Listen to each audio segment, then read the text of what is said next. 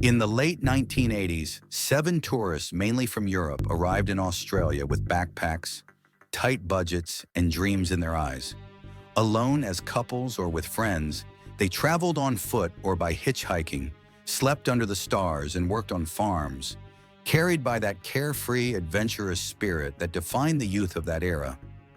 Very quickly, their dream turned into a nightmare when their journey came to a tragic end in the Belanglo bush, halfway between Sydney and Melbourne. For nearly 5 years, Australian police would make superhuman efforts to track down the missing backpackers.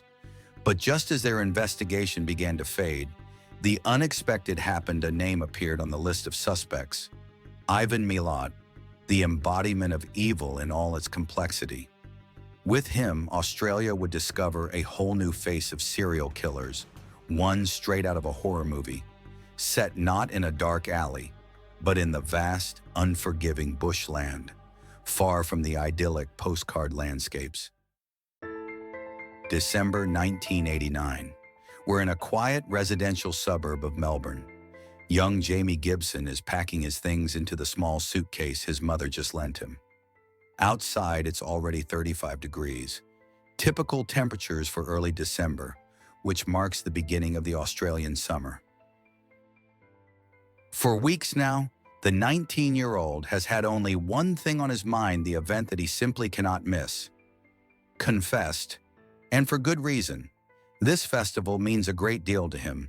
Though it takes place every year, Jamie Gibson has never skipped a single one, always willing to travel hundreds of kilometers under the scorching heat to attend. Confessed brings together various activists and figures from the environmental protection movement, a cause close to Jamie's heart. He's an advocate for Australian wildlife and nature preservation, and actively fights against poaching on the Great Barrier Reef. With his suitcase packed, wearing his black felt hat, a pair of jeans, and a t-shirt that reads "Confessed, Melbourne 1988, James steps outside to wait for his girlfriend Debbie, who's joining him on the trip. And there she is. Despite the sweltering heat, she's wearing a black leather jacket covered in pins, Sprite, Rolling Stones, and another showing a skull wrapped in a red rose with Guns N' Roses written on it. On her feet, a bold pair of bright fuchsia Doc Martens, matched with jeans in the same flashy color. Seeing her like that, James can't help but let out a whistle. "What? You don't like it? You know we're going to an environmental activist gathering, not a rock concert." "Oh, come on, Mr. I Save Tap Water. The vibe's the same after dark when the weed comes out." Then Debbie grabs her pocket comb and runs it furiously through her sleek black bangs, freshly cut in the sharp bob that's all the rage this year. "Shall we go?" Unlike her boyfriend, Debbie Everest comes from Melbourne's upper class. Neither of them owns a car or even a driver's license. James rides a skateboard or a bike for ethical reasons, and Deborah is usually chauffeured wherever she wants to go. But this time is different. Confessed is taking place in Albury, nearly a 4-hour drive from Melbourne, and they'll have to make the journey on their own. After an hour of discussion, the couple finally decides to hitchhike, wanting to fully embrace the hippie experience James so admires. As they leave the last alleyway in the city center behind them, they head toward the Hume Highway, the road connecting Melbourne to Sydney. Under the blazing sun, James pulls a road map out of his backpack and carefully unfolds it on the ground. Car after car passes along the Hume Highway, not one driver giving the young couple so much as a glance. "I bet we'll still be here by nightfall," sighs Debbie. They stay wrapped in each other's arms, hoping to start their journey as soon as possible. But from that moment on, the couple is never heard from again. A week goes by with no word from Deborah or James.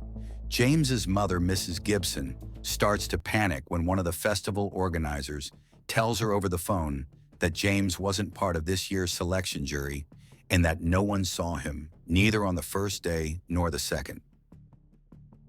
Another week passes with still no sign of the two young people.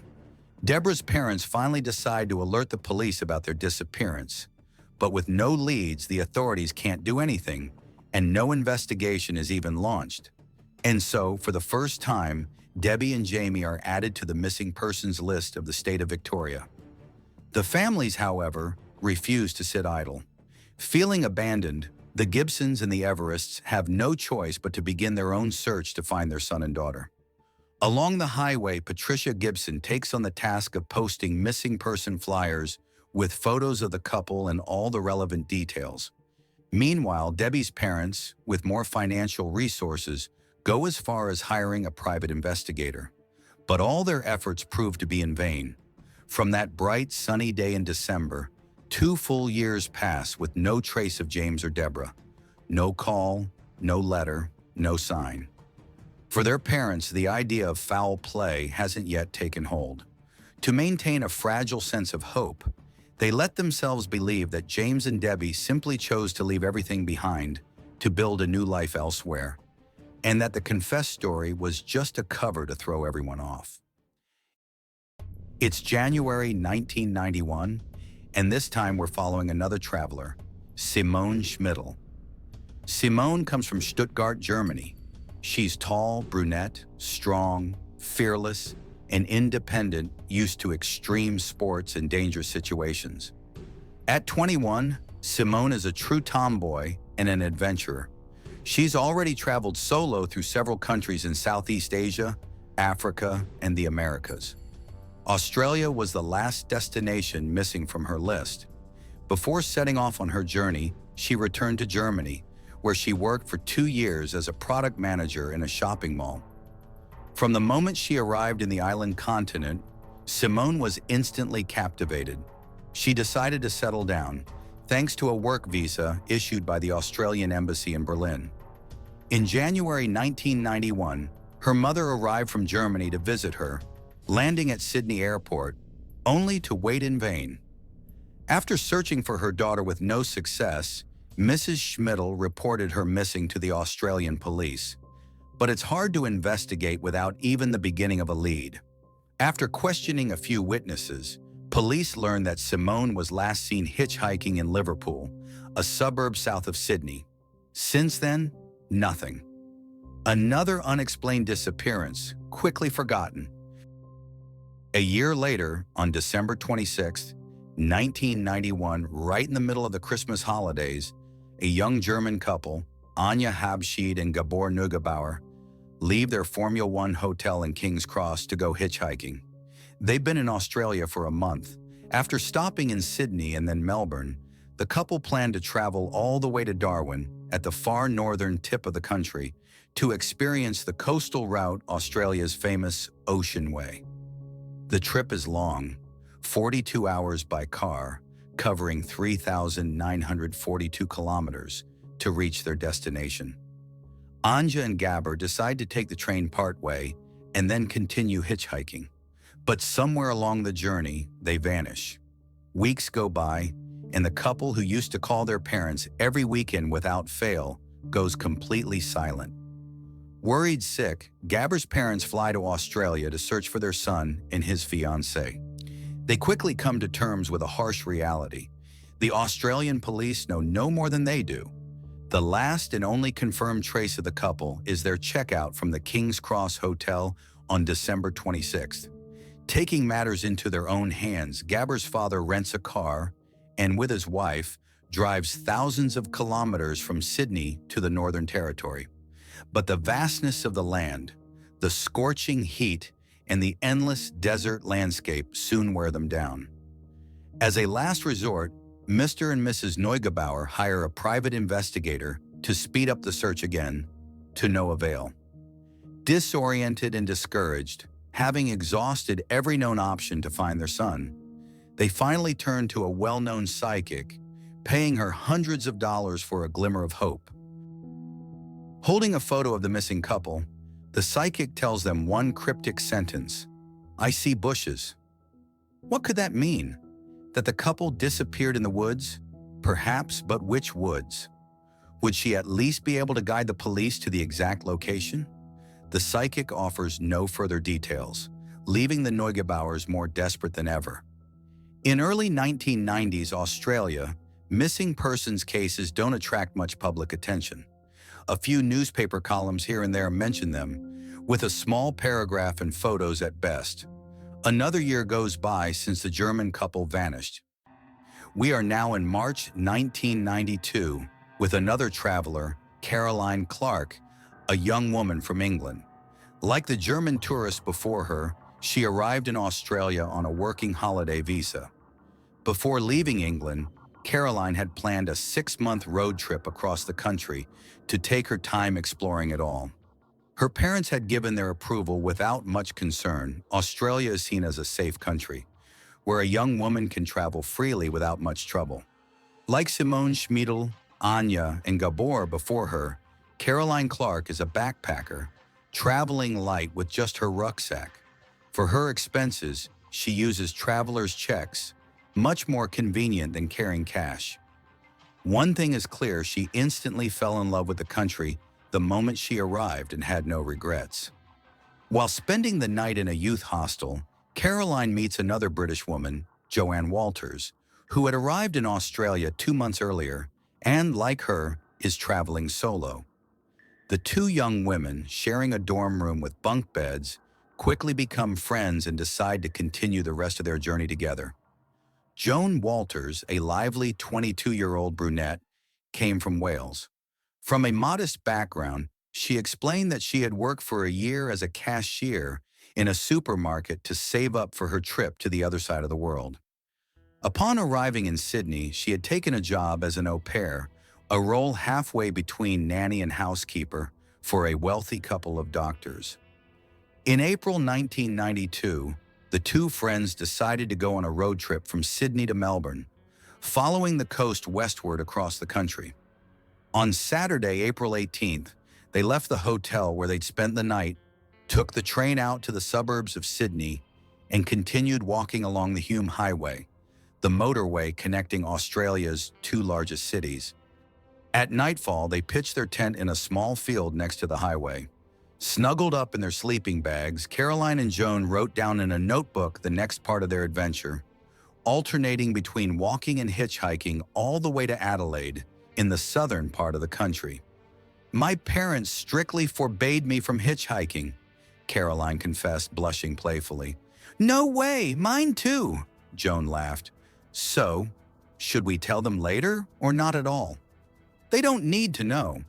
You know, it's not like London or Cardiff out here. People in Australia are used to picking up strangers. It's practically a rule of kindness. Nobody gets left by the roadside under 40 degrees in the shade." "You're right. I'm so excited for tomorrow." "Me too. This is going to be such an adventure. You'll tell your fellow cops later how you crossed the Australian outback with a stubborn, crazy Welsh girl," Joan joked. Since that Saturday, April 18th, the two young women have never been heard from again. Weeks go by, and their families and friends receive no news. But in an era without mobile phones or internet, being unreachable for long periods while traveling on the other side of the world doesn't raise immediate concern. After all, international calls are expensive, and letters can take 2 weeks to arrive. Caroline's parents assume their daughter has picked up a job somewhere in the Australian bush where there's no phone service. It's not until June 1992 that Joan Walters' parents finally raise the alarm after she fails to call her father to wish him a happy birthday. Joan is deeply attached to her family and would have gone to great lengths to find a phone and make that call. By the end of June, the parents of Caroline and Joan, who don't know each other, board a long-haul flight and land in Sydney, right in the middle of the Australian winter. Once there, both families quickly rush to alert the police. The Clark and Walters couples soon come to a harsh realization. Trying to find their daughters in this vast country, crisscrossed with empty plains, endless highways, and dense bushland, is a near impossible challenge. Having had no news for weeks, they have no idea where the girls last stayed or what route they had planned to take once they hit the road. More weeks go by, with no sign of either Caroline or Joan. As a last resort, the New South Wales Police officially list their names and photos in the state's missing persons registry, alongside those reported since 1989. We now have 7 mysterious disappearances. James Gibson, Deborah Everest, Simone Schmidl, Anya Habschied, Gabor Neugebauer, Caroline Clark, and Joan Walters, 7 young people who vanished into thin air without leaving a trace. In Australia, the case of the 2 British girls stirs public emotion and brings renewed attention to the earlier disappearances. The public's interest in the mystery begins to grow, and many people start following the story closely, waiting for the slightest development. In a wave of solidarity, some reach out to the victims' families to offer their help in the search. Along the Hume Highway, which all the missing had traveled at one point or another, locals stand watch in their cars, hang signs with the word "vanished" on the trees lining the road. But as one might expect, nothing new happens. Tired of waiting and overwhelmed by hotel bills, the Clark and Walters families, once their visas expire, are forced to return to Great Britain, hoping the Australian police will do their job to solve this long-standing mystery. The parents don't know it yet, but a breakthrough is about to happen. September 19, 1992. We are in the Belanglo Forest. 2 high-level athletes are training for an orienteering competition. The Belanglo Forest is a popular spot for athletes. Covering nearly 4,000 hectares and surrounded by dense bushland, Belanglo is neither attractive nor welcoming. Aside from a few directional signs scattered here and there, it's very easy to get lost if you don't know the area well. After an intense hour of training, the 2 athletes decide to take a break. As they walk, they become increasingly disturbed by a strange odor that grows stronger the further they go. The smell is awful, nauseating. At first, they think it might be a decomposing kangaroo carcass, so they start frantically searching for the marsupial's remains until they reach a clearing overlooked by a large rock. There, circling the rock, they spot some tufts of hair, but they quickly realize their mistake. Before them isn't a kangaroo carcass, but a decomposing human body. That very evening, the local police arrive on the scene and are soon joined by forensic investigators. After examining the body, the experts conclude that the cause of death is almost certainly criminal. The Criminal Investigation Department begins its search at the site where the body was found. In this dense and threatening flora, full of snakes and other reptiles, the investigators note the remoteness and isolation of the place, an ideal spot for a criminal to commit a crime without fearing being seen by anyone. Thanks to jewelry found on the corpse, 2 bracelets, and a ring, the investigators identify the skeleton as that of Joan Walters, the Welsh woman missing since April 18, 1992. The police then believe that if Joan's body was found here, in this remote corner of the forest, her friend Caroline Clark's remains should not be far away. The next morning, the investigators return to the crime scene and find new clues, hiking boots, and finally the body of Caroline. Following this grim discovery, an official murder investigation is opened. That evening, the nightly news broadcasts for the first time mention what will become known as the Backpackers' murders. The entire Belanglo area is thoroughly searched, and as the days go by, investigators uncover new evidence.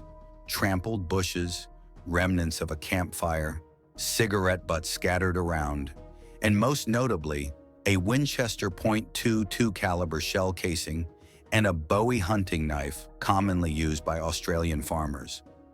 Joan Walters' body was taken for autopsy. The pathologist's findings were horrific. The young woman had endured a brutal torture session before dying. 2 of her ribs were cut, her lungs were pierced with a knife, and she was stabbed in the back. Even more horrifyingly, her spinal cord was severed at the neck while she was still alive, and she was sexually assaulted.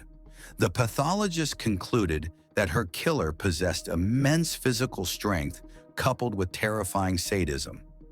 Caroline Clark's fate was just as tragic. Her hands had been tied above her head, her face covered with a brown balaclava, and her skull riddled with bullets, 10 shots fired with the barrel pressed directly against the skin, in the following order. The murderer, who had apparently forced her to kneel, shot 4 bullets on the left side, 3 on the right, and 3 from behind, before stabbing her in the back and sexually assaulting her, likely after death. A ballistics expert identified the weapon used, a Ruger 10-22 semi-automatic rifle equipped with a silencer.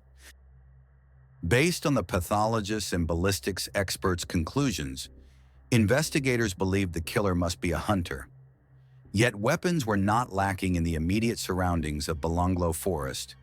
Between shooting club members who train there daily, forestry workers, scouts, and loggers, pinpointing a potential suspect was difficult. Convinced that Joan and Caroline's murderer was still at large somewhere near the forest, the police decided to call in a profiler, Dr. Rod Milton, to analyze the killer's profile. He offered a range of explanations. According to him, the killer was a familiar of the area, a methodical, sadistic, and determined individual who had likely spent considerable time spying on the 2 girls before acting. However, the profiler did not rule out the presence of an accomplice, given the 2 distinct modus operandi used to kill the victims. Dr. Milton also added an important detail. The killers might be a duo composed of 2 brothers, one a leader and the other a follower. In the following days, the police remained vigilant and continued their search in hopes of finding the girls' camping gear, but to no avail.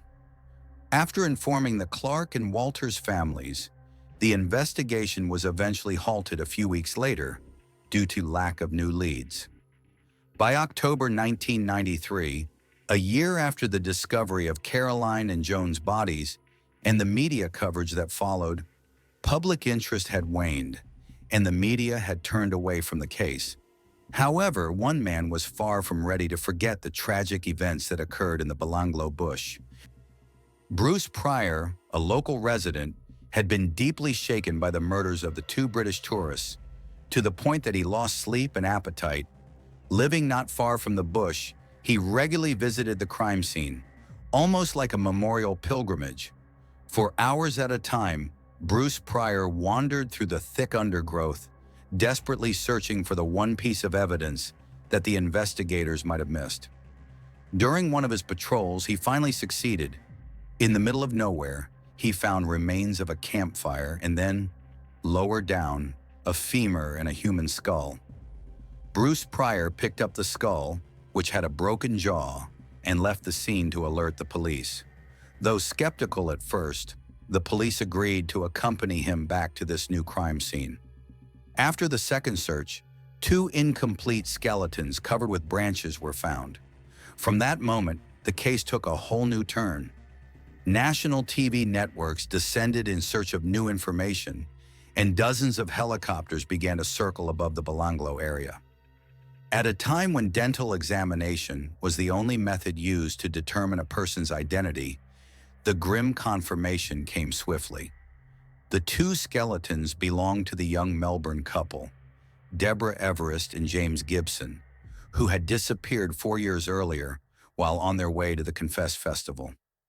The autopsy revealed that the couple had suffered deaths as gruesome as those of the 2 British tourists. Deborah's skeleton was found in a fetal position, her hands tied behind her back, with cuts in her skull. She had also been stabbed in the back and had likely been sexually assaulted. As for her boyfriend, the forensic experts stated that his death had likely occurred first. All of his vertebrae had been severed, and he had been raped. The police then recalled a strange incident from a year earlier when a resident of Galston Gorge, about 100 kilometers from Sydney, had reported finding some of James Gibson's belongings by the roadside, including a backpack and a Canon camera. The question remained, why had James parted with his belongings, and what were they doing so far from his body? A great mystery. From that moment on, Bruce Pryor began to be suspected by the police, mainly because of his persistence and obsession with the missing persons case, an obsession seen as unhealthy by the investigators, who interpreted it as a sign of a guilty amateur criminal. However, after several interrogations, Pryor was ultimately cleared of suspicion. The Australian government decided to pull out all the stops to track down the killer and gave the police full authority to use any means necessary to solve the mystery. In this spirit of intensified investigation, a special unit called Task Force Air was created under the command of Clive Small, an experienced commissioner. All officers recruited for the task force were warned from the outset. This could take a very long time, 3 or 4 years, to close the case and hopefully apprehend the killers before they could cause any more harm.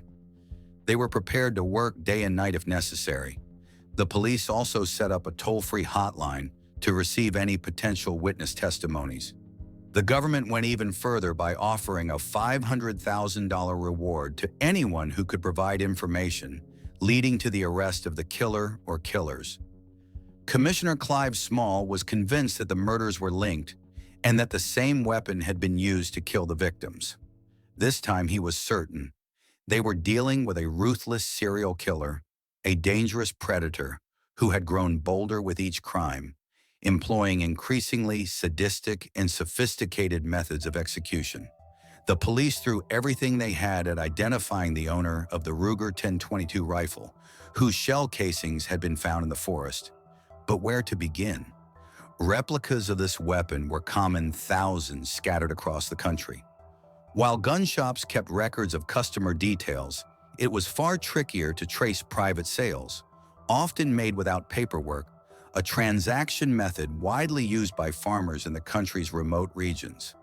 The police had no choice but to undertake painstaking work, compiling a list of all Ruger rifle owners in the region, seizing their weapons, and conducting ballistic tests, hoping to match cartridge casings with those found at the various crime scenes. Unfortunately, the information leaked to the press, putting Task Force Air in a tight spot and raising fears that the killer, upon hearing the news, might dispose of the murder weapon and slip away. Meanwhile, the hotline set up at the start of the investigation began to overflow with calls. Operators were constantly glued to their phones, struggling to listen through countless stories and testimonies, many mistaken, fanciful, or downright bizarre. In total, the police logged 1 million calls. To keep track of it all, the police set up a special computer database. Lacking expertise in computing, the initial handlers quickly realized they were simply unable to analyze the data properly. Experts were then brought in to take over and began the painstaking work of archiving at a time when the internet was not yet used for such purposes. After months of relentless work, the police finally extracted a file listing 2,000 suspect individuals. They conducted 5 more rounds of selection, eventually narrowing the list down to just 3 names. The first on the list was a man named Paul Miller, though his real name was Richard Milat. He worked as a factory laborer in a plastics plant and had a notorious reputation, an alcoholic, a known marijuana user with a disturbing and sneaky temperament. All his co-workers feared him and avoided any confrontation, wary of his possible revenge. As for him, he often boasted to anyone who would listen about his past as a petty criminal and how he had escaped the cops more than once. On September 21, 1992, while the workers at the plastics factory were discussing the case of the 2 British tourists murdered in the bush, Paul Miller, also known as Richard Milat, appeared out of nowhere and made a strange and chilling revelation. Did you know there are other bodies out in the bush? They haven't found the 2 Germans yet. When the bodies of the Habschied Neugebauer couple were discovered, Paul Miller once again made a near confession about the matter. Encouraged by the silence imposed on his colleagues, he didn't realize that it would be the wife of one of them who would anonymously alert the police. From the start, Commissioner Small and his team were intrigued by Paul Miller, and for good reason. The man was a chameleon, the type to completely change his appearance whenever he grew a beard or dyed his hair, or conversely, when he shaved it all off. Commissioner Clive Small questioned Paul Miller at the station, but Miller claimed to know nothing about the disappearances. After his interrogation, he was eventually released. In the end, it was two unintentionally overlooked calls to the hotline that tightened the net around him. Calls from Paul Onions, an English tourist, and Joanne Barry, a local woman from Canberra. Joanne Barry, for her part, recounted how one night, while driving along the Hume Highway, she saw two girls who resembled Caroline Clark and Joan Walters struggling with two burly, mustached men who forced them into a Nissan Patrol 4x4. One of the men looked like Paul Miller, and the other resembled his brother, the second name on the police's list, Ivan Milat. It was during the investigation into the two brothers that the police plunged into absolute horror. Born in Guildford, New South Wales in the late 1940s to a Croatian immigrant father, Stepan Milat, and an Australian mother, Elizabeth Piddleston, Ivan and Richard Milat belonged to a family of 14 children. More than just a family, the Milats were first and foremost a tight-knit, dangerous clan revolving around the matriarch Lizzie, to whom they all showed unconditional love after their father's mysterious death. The Milat clan, feared throughout the neighborhood, was known for using firearms to keep anyone from approaching their property. Having lived almost in isolation their entire lives, rumors circulated that incest was common within the family, with children even born from relationships between the Milat brothers and their younger sisters. A close-knit, cruel, secretive, and isolated family, as feared as they were hated in the village of Bowral, which they never left. Ivan, who seemed to have taken on the role of gang leader, exhibited a sociopathic behavior with schizophrenic tendencies. He was completely impassive, showing no feelings of pity or gratitude toward anyone. During his youth, he spent several periods in various reformatories for different offenses, including armed robbery. Between the ages of 15 and 22, he served multiple prison sentences for forming a criminal group, kidnapping, and various cases of sexual assault on minors. In the early 1980s, Ivan Milat and his brothers Richard and Alex turned to highway robbery, spreading terror along the Hume Highway, which connects Melbourne to Sydney. They did not hesitate to pick up isolated hitchhikers before taking them into the Belanglo bush to torture, sexually assault, and rob them of all their belongings. Ivan Milat and his brother Richard were finally arrested on May 22, 1994, after the English tourist Paul Onions identified Ivan on the suspect list as the man who picked him up that night. The arrest of Ivan required the intervention of a squad of nearly 100 heavily armed police officers equipped with tear gas. A search of his home revealed a cache containing several dozen firearms and two sets of the infamous Ruger 10-22 rifles that had caused so much trouble for the police 3 years earlier. Ivan Milat's highly publicized trial began on May 23, 1994. Initially, he was charged only with illegal possession of firearms and the attempted rape and murder of Paul Onions. Held in pre-trial detention since February 1995, Milat appeared again in March 1996 before the Sydney court for the murders of Caroline Clark, Joan Walters, Deborah Everest, James Gibson, Simone Schmidl, Anya Habschied, and Gabor Neugebauer. The trial, which lasted nearly 3 weeks, captured the attention of the entire Australian public and dominated the news. Throughout the proceedings, Ivan Milat remained silent, casting doubt in the minds of the police. His tall stature, reptilian eyes, and mocking smile during the testimonies of Paul Onions and Bruce Pryor, who notably found the second body at Belanglo, reinforced the belief that he was indeed responsible for this tragedy. In July 1996, a jury of 12 found him guilty of the 7 backpackers' murders and the attempted murder of Paul Onions. The prosecutor declared that, with or without the help of an accomplice, likely one of his brothers, Ivan Milat was the mastermind behind all these crimes, committed out of pure sadism and for his own pleasure. For each of the 7 murders, Ivan Milat was sentenced to life imprisonment. In 1998, a fellow inmate claimed that Milat had confessed to an additional 20 murders committed in the late 1970s, but no serious investigation was undertaken, as many considered it a mere act of boasting aimed at drawing media attention. During his time in the high-security Melbourne prison, even Milat continued to make headlines for several strange and disturbing incidents, such as the time he cut off his index finger, intending to send it in a package to the prosecutor who ordered his conviction in 1996, or when he went on a hunger strike to obtain a gaming console.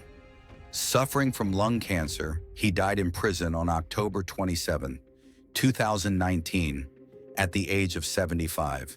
The Hume Highway murders case remains one of the darkest criminal cases ever committed on Australian soil, involving an outcast family that many believed could only exist in horror movies, much like the Leatherface family from the Texas Chainsaw Massacre. It is clear that upon arriving in a safe, wealthy, and civilized country like Australia, none of the victims would have suspected they would one day cross paths with a deranged killer of Ivan Milat's caliber or that of his brothers. Although hitchhiking is becoming less common today due to the expansion and modernization of the transport network, many young people still rely on it for economical reasons and to meet new people. Remember, however, that caution is far preferable to the most thrilling adventure, now more than ever.